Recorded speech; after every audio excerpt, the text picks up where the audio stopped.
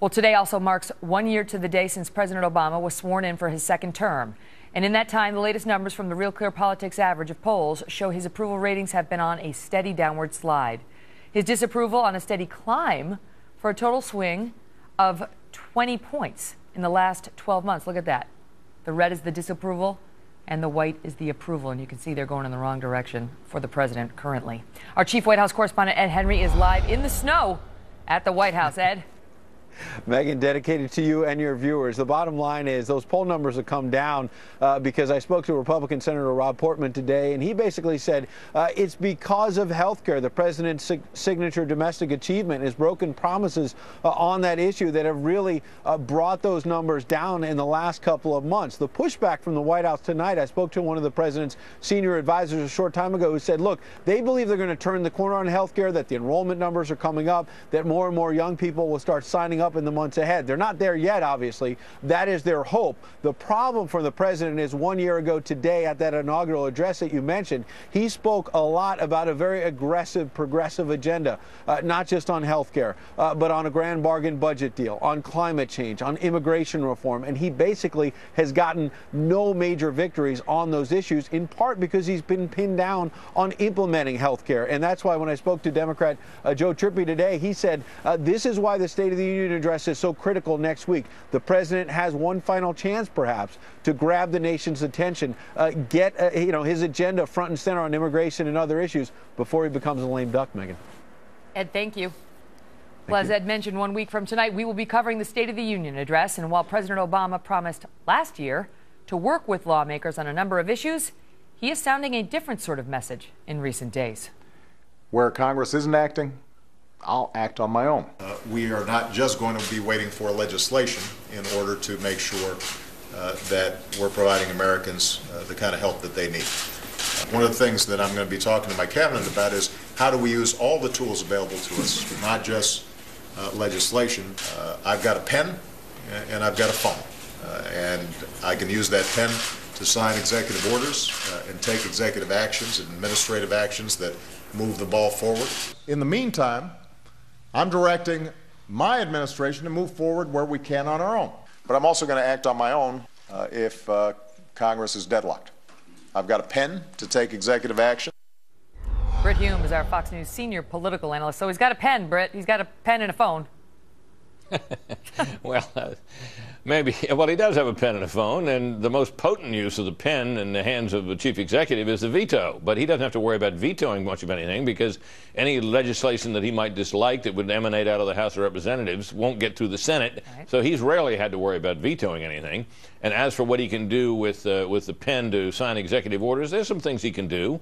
They're not very big, or he already would have done them. That's the issue here. Now he does have a telephone, and he can call people up and stage events at the White House and rally his base, and you should never underestimate his ability to do that. I've never seen a president as good at rallying his base as this president. Best I've ever seen. But that only goes so far. There he is on his phone. There you go. Sure. I mean, all presidents do that, and it's not to be. I don't mean to belittle it, but it just can only go so far. What does it mean? I mean, what does it tell you that he's now at the point of, I've got a pen and a phone, and I'm going to act on my own?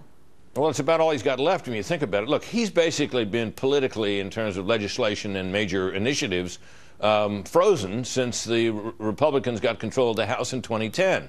And the Republicans who came in, not to mention those who are already there, are not at all sympathetic to his agenda.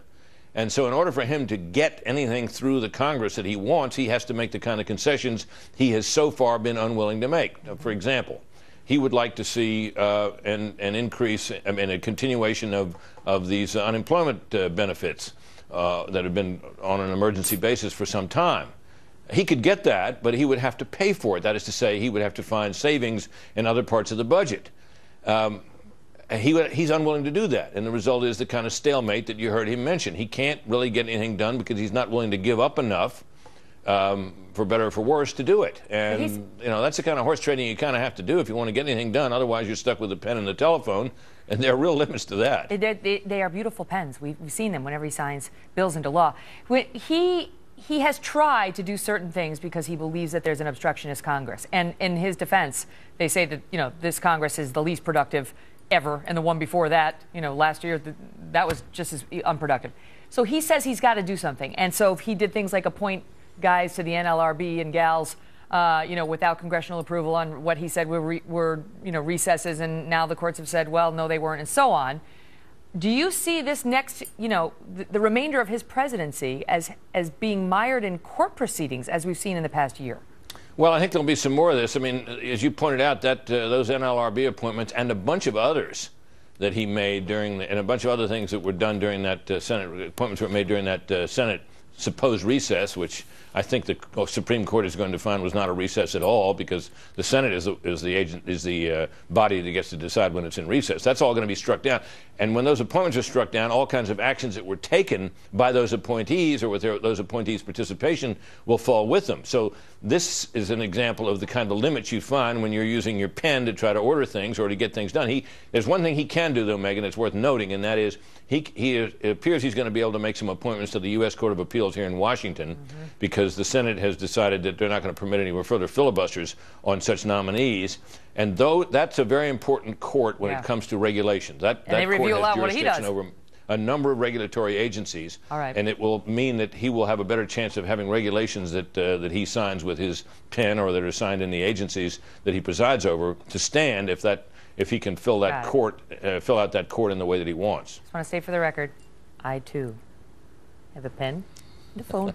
See you, Britt. Well, all right, Gotta Megan. go. All right.